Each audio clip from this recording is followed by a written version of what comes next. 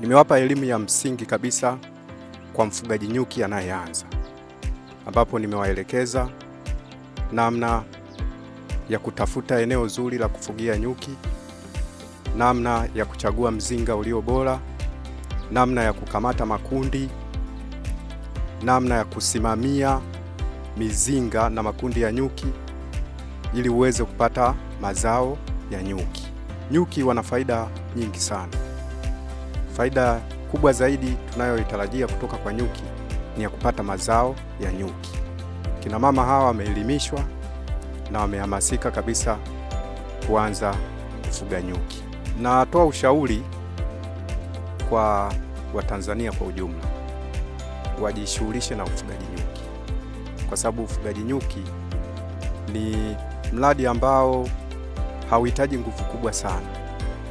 Unahitaji tu gharama za mwanzoni kama vifaa vya ufugaji nyuki na mizinga, basi unaweza kuanza na unapokuwa unafuga sasa, ni usimamizi tu ndio unaotakiwa. Kwa hiyo hauhitaji nguvu kubwa sana, unahitaji tu utaalamu wa kufanya hiyo kazi.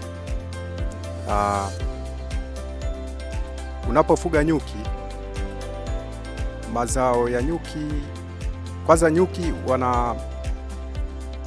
tuna aina mbili kubwa za mizinga. Tuna mizinga ya kienyeji na mizinga ya kisasa. Mizinga ya kienyeji hiyo hatuizungumzii sana kwa sababu ile ni ya kizamani. Kwa hiyo sasa hivi tunawashauri watu wafuge nyuki kisasa. Kwa nitazungumzia zaidi mizinga ya kisasa. Mizinga ya kisasa imegawanyika katika makundi matatu. Tuna mizinga inayoitwa mizinga ya top bar. Hii ni mizinga ambayo ina vibao. Ni mizinga ya maboksi, ina vibao na vile vibao havijawekewa frame.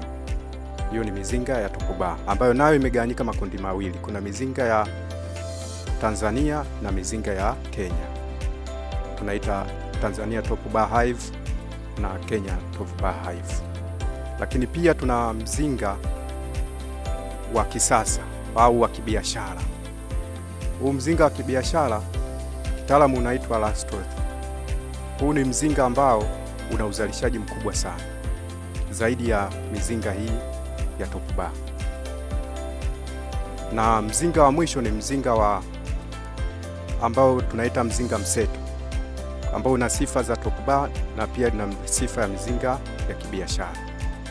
Sasa tukiingia kwenye upande wa uzalishaji, huu mzinga wa top bar unaweza kukupa kilo 15 mpaka 25 kwa msimu. Kwa ukiwa na mizinga kama mzinga mmoja, manake unaweza kukupa kilo mpaka 25. Na kilo moja ya asali haipungui 12,000.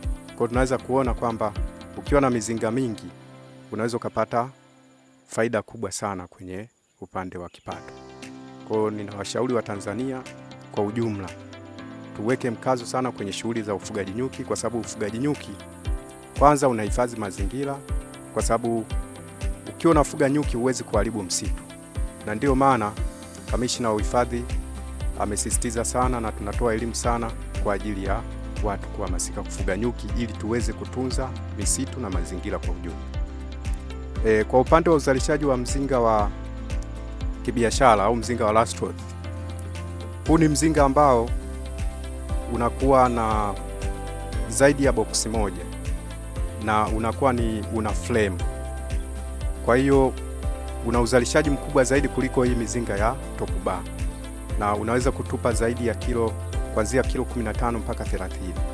Kwa hiyo tunaweza kuona mzinga mmoja unatupa kilo nyingi sana, ambapo ukiwa na mizinga hata 50, 100 na kuendelea unaweza kupata kipato kikubwa na ukaendesha maisha bila shida.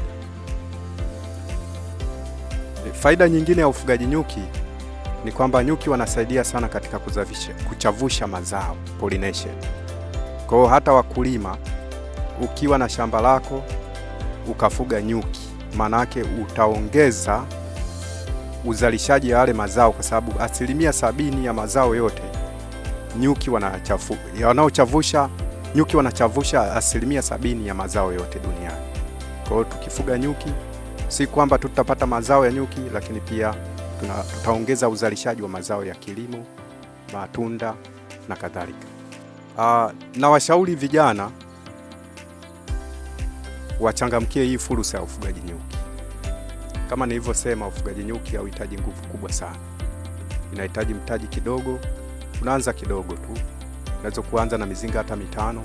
Baadaye unapozidi kupata yale mazao na unaongeza mizinga mpaka utakapofikia ile level ambayo unatamani ufike. Kwa vijana tuchangamkie fursa. Ufugaji nyuki ni ajira tosha kabisa, unaweza ukajiajiri na ukapata kipato.